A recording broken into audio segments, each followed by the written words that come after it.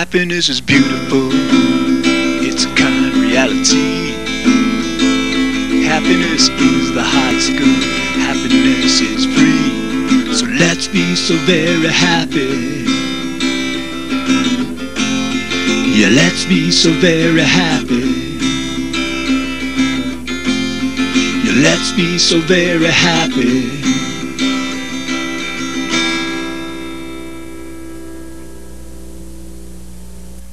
Welcome to the Happiness Show. This is George Ortega, and I'm here to talk about happiness, because happiness is, always has been, and always will be the point of it all. Tonight I'm going to be talking about happiness and the determinism versus free will question, and basically trying to explain how understanding that fate or God really determines what we think and do can help us become happier. Specifically, the show will be about how understanding that our thoughts are determined can help us to not blame ourselves and each other, and to not feel envious of others or feel prideful about the things that we do. Okay, let me begin by explaining why free will really is impossible. Then what I'll do is apply that understanding to our lives, and you know, just give examples of how we can use that knowledge to help us become happier. Now, I know that like free will is an integral part of the Judeo-Christian tradition. You know, it's important to a lot of people, and so I just want to say that understanding determinism is not necessary to being very happy. One can achieve what I'll be explaining in the show without believing or understanding determinism, and if one feels more comfortable believing what one's religion teaches, then that's fine. This is just an option that, I mean, basically in this way it makes it easier to achieve certain ends.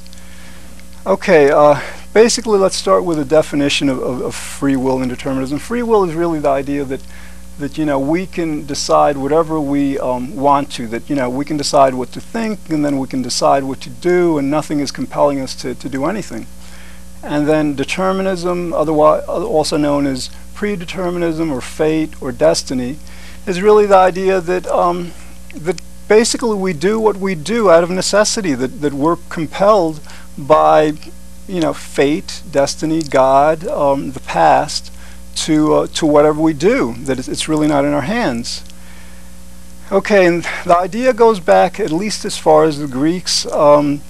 Pythagoras, Democritus, and Parmenides basically said the same thing, that the idea that things happen because of necessity, because they have to happen, because of causality. And many philosophers have addressed this issue through the years. It is one of the big questions in philosophy, although they're, you know, basically most of them have been in agreement that free will is impossible, and determinism is really what governs you know, our lives.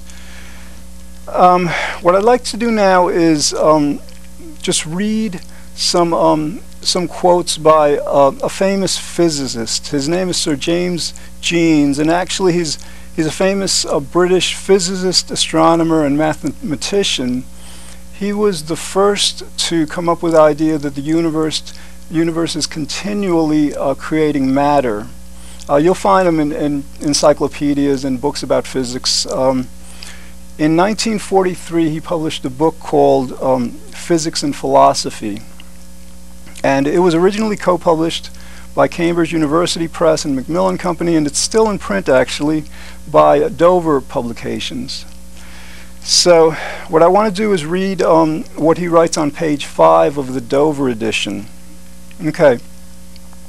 Practically all modern philosophers of the first rank, Descartes, Spinoza, Leibniz, Locke, Hume, Kant, Hegel, Mill, Alexander, as well as many others, have been determinists in the sense of admitting the cogency of the arguments for determinism, but many have at the same time been indeterminists in the sense of hoping to find a loophole of escape from these arguments. Often they conceded that our apparent freedom is an illusion, so that the only loophole they could hope to find would be an explanation of how this illusion could originate. Okay, then Sir Jeans also makes the point that this isn't just a philosophical question, it's also a scientific and a logical question. It also has spiritual basis. So on page 212, Sir Jeans writes the following: the further psychology and common sense probe into the question, the more necessary they find it to accept orthodox determinism. Our acts are determined by our volitions by our motives, and our motives by our past. The psychologist will think of this past in terms of heredity and environment, the moralist in terms of ethical and spiritual influences, and the physiologists in terms of physico-chemical activities. But all will agree that the relative strength of the various motives is determined by past events, so that a man never chooses for himself, his past always chooses for him. Okay, and further down on the same page, he basically asserts that physicists also concur, most of them, with this idea, and that's notwithstanding quantum physics that came about in the early 1900s, and which is something that I'll get into later in the show. Now, Einstein was also a determinist. Here's a quote from Einstein: "Honestly, I cannot understand what people mean when they talk about freedom of will. I feel that I will light my pipe and do it. But how can I connect this up with the idea of freedom? What is behind the act of willing to light the pipe? Another act of willing?" Okay, so basically, you know, the consensus really for years has been that free will is impossible. And now I just want to kind of like try to explain that in a bit more detail from the various disciplines. In terms of psychology, there has for years been a debate called the nature-nurture debate, whether genetics or our environment really determines our behavior.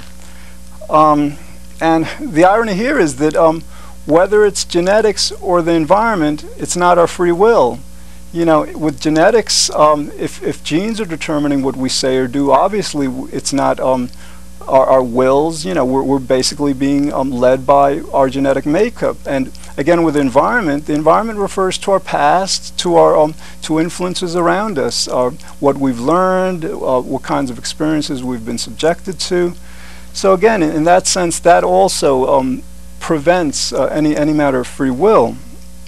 And then the other idea is that Freud introduced the concept of the pleasure principle, so that whatever we do, you know, is always for the purpose of seeking greater pleasure. And so that pretty much constrains what we do to that end. You know, we don't have a choice to do anything but that.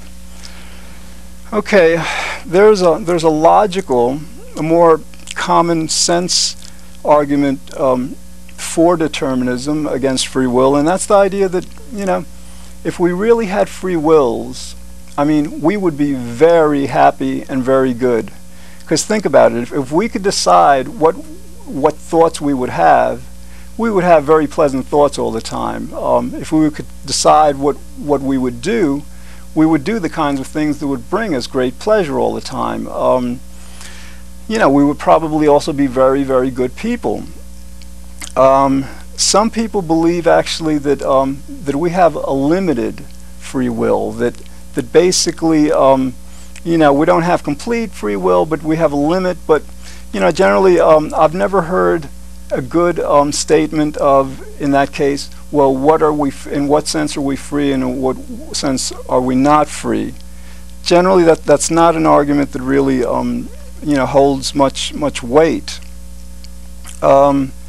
And then the last idea in terms of logic is like, well, you know, thoughts just come into our minds. I mean, for example, a minute from now, I have no idea what I'm going to be saying. You know, I'm going to be saying something related to the outline that I'm holding about the show, but I won't know what I say until I actually say it. And this applies to everything we think.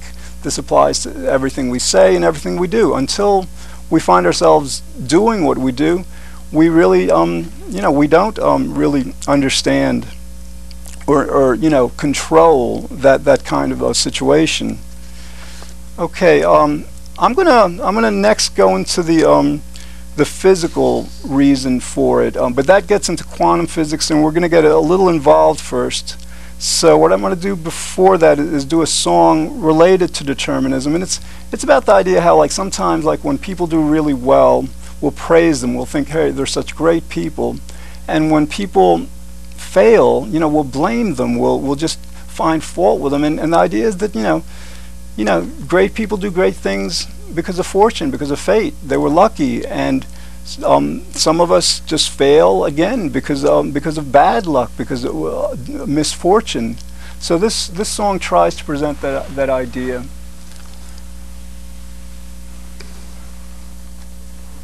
It's called Lifestyles Revisited.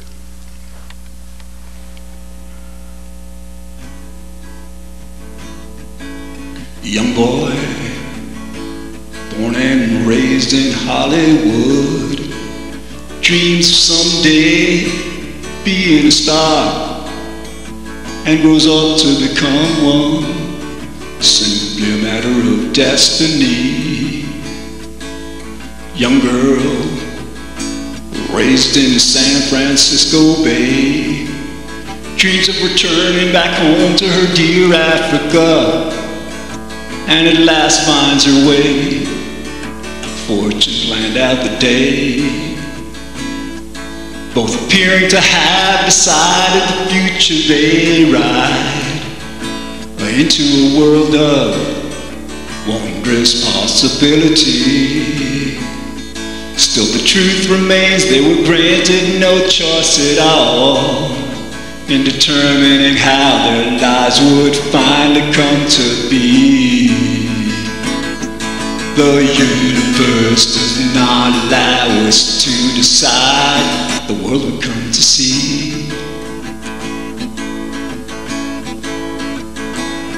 For a while at first, so much appears within us, say, our way is destiny.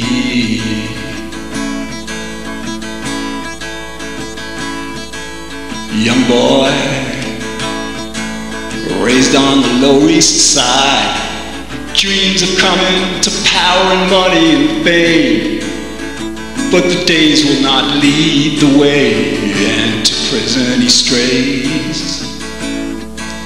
Young girl, raised in Bedford-Stuyvesant, dreams of riding the highway on up to the sky, but the road leads to red lights and sighs, and in heartbreak she dies. It was fate that created their way long ago.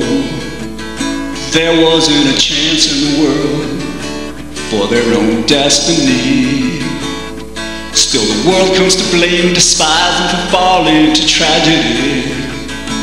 And in tragedy, the world stays blind to the reality that the universe does not allow us to decide the world we come to see. For a while at first, so much appears within us, say, our way is destiny.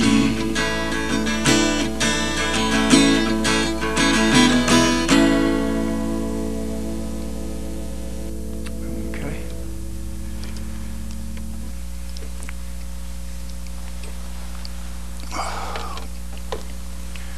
Again, the basic idea is, like, by understanding that, you know, everything is pretty much predetermined, we would be kinder in how we judge each other and ourselves. Okay, so let's get into the physical idea. Okay, in physics there's a principle known as the principle of cause and effect, and it's really, you know, it's part of what's been known as Newtonian or classical physics. It's the physics that dominated physics until the advent of quantum physics in the early 1900s. And basically, what it says is basically that the past determines the present, and the present determines the future. It's basically, it's easy to understand in terms of billiard balls.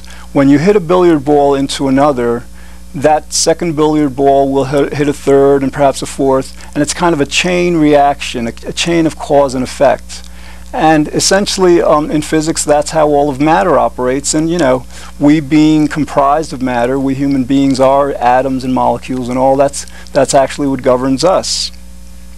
So, so then in the early 1900s came the advent of quantum physics and something that was known as the Heisenberg uncertainty principle. That came in 1924. And basically, that demonstrated that it's really impossible to determine simultaneously or to measure simultaneously both the position and the momentum of a particle. Okay, that means that you could spot a particle, but if you spot a particle, you can't see how fast or in what direction it's going, or if you see how fast or in what direction it's going, you can't know where it is. And a good way to explain that is like, you know, if you're looking at a quarter, if you're looking at the head of the quarter, you can't see the tail of it, even though it's still there. However, if you look at the tail, you know, the head is still there, but you can't see it. So, so anyway, this Heisenberg uncertainty principle basically led some physicists to conclude that since subatomic particles don't have a position of momentum that could be simultaneously measured, then they don't have a position or momentum simultaneously at all. And that's kind of like saying, you know, well, since we can't see the tail of a quarter when we're looking at the heads, that the tail somehow just vanishes. And so, you know, they also, as part of this understanding, felt that the law of cause and effect is negated. This is called the Copenhagen interpretation of quantum physics, and it was basically started by a physicist named Niels Bohr, who was actually one of the giants in quantum physics. He was one of the developers, actually. But the idea is that nothing in quantum mechanics or quantum physics requires that interpretation that does away with cause and effect.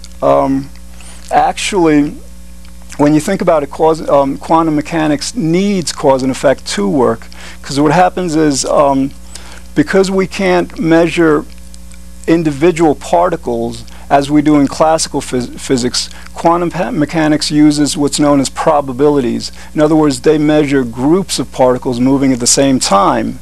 So, so then the idea is that quantum physics couldn't possibly work if these groups of particles weren't working in a cause and effect fashion. You know, the probabilities determine the cause and effect behavior of these particles.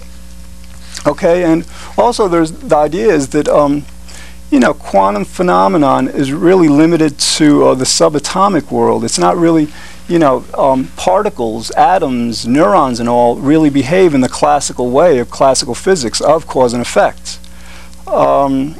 So basically, you know, the idea is that the argument that quantum mechanics negates cause and effect just isn't valid.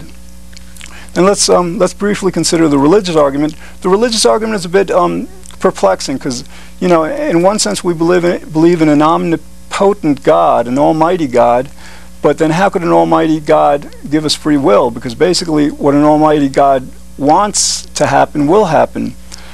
And the first instance of this question in the Bible is in Genesis 17:1, where God says, "I'm the Almighty, obey me and live as you should."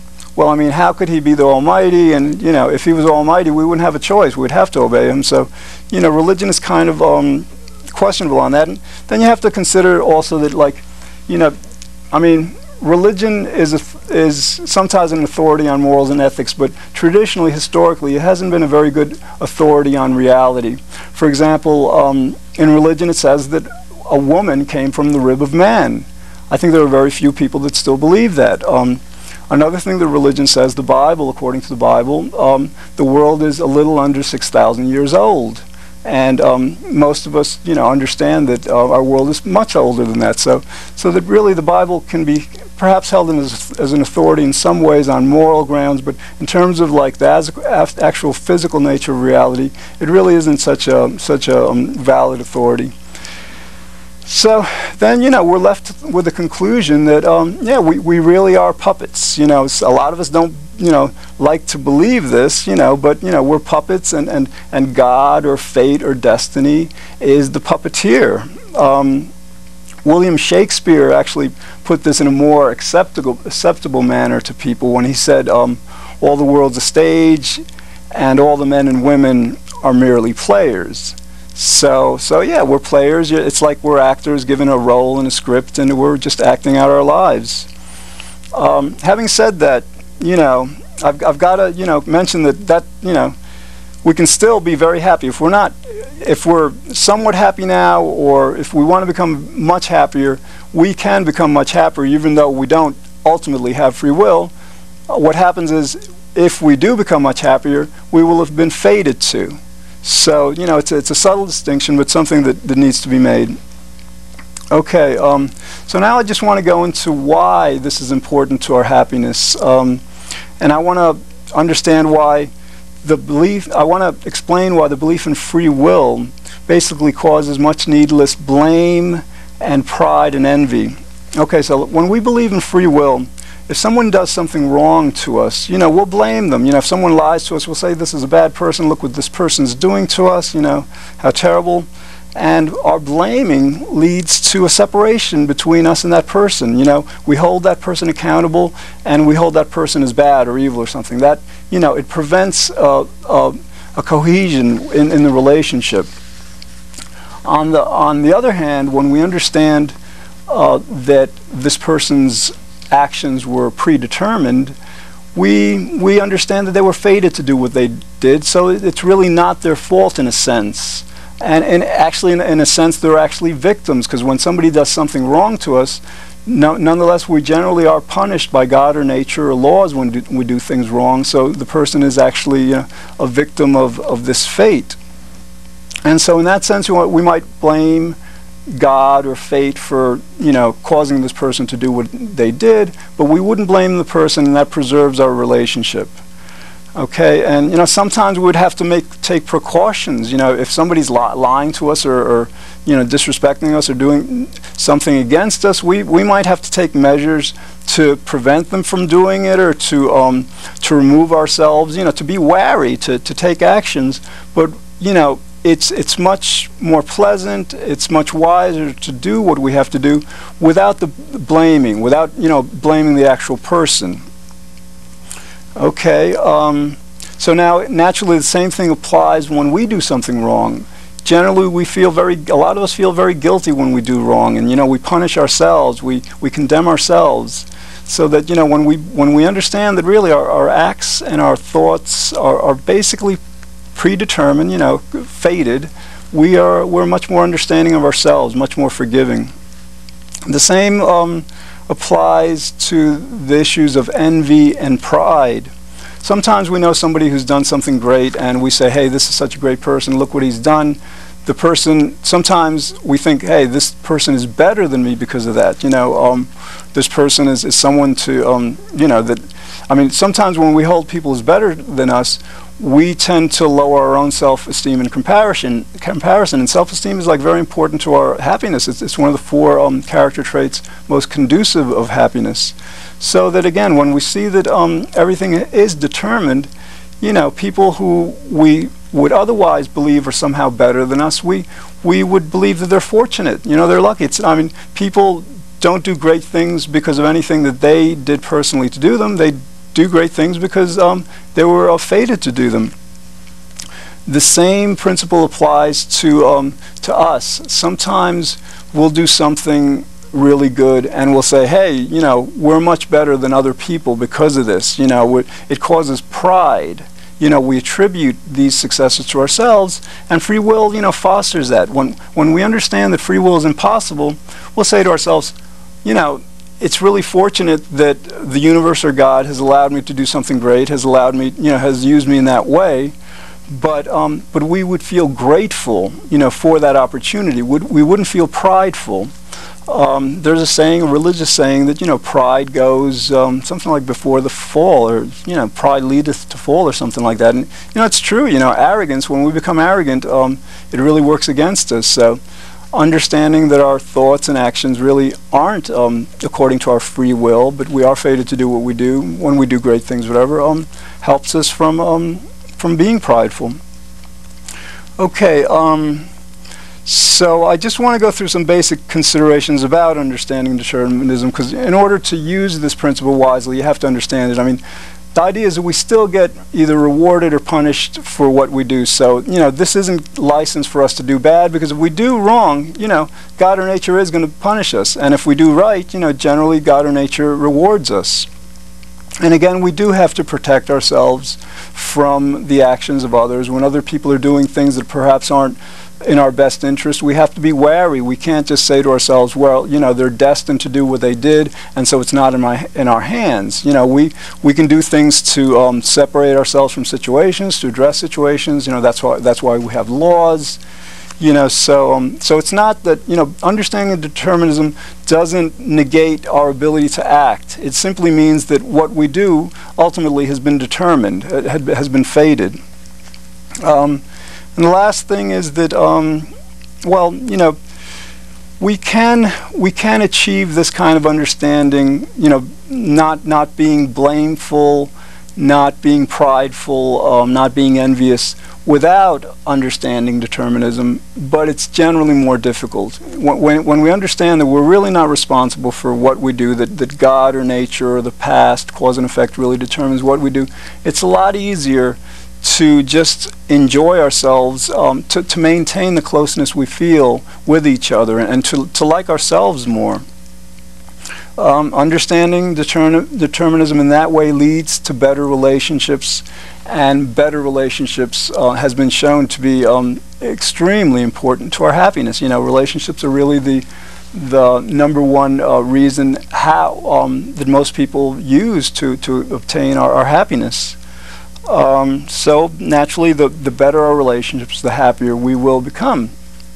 Okay, well, that's all we have time for tonight. Thanks for watching. In the future, we'll explore other topics designed to help us better enjoy life. This is George Ortega saying, be good, think well, feel very happy, and I hope you'll join me again next week here on The Happiness Show. Happiness is powerful. It's our underlying need. Happiness is why we live each day. Happiness is destiny. So let's be so very happy. Yeah, let's be so very happy. Yeah, let's be so very happy.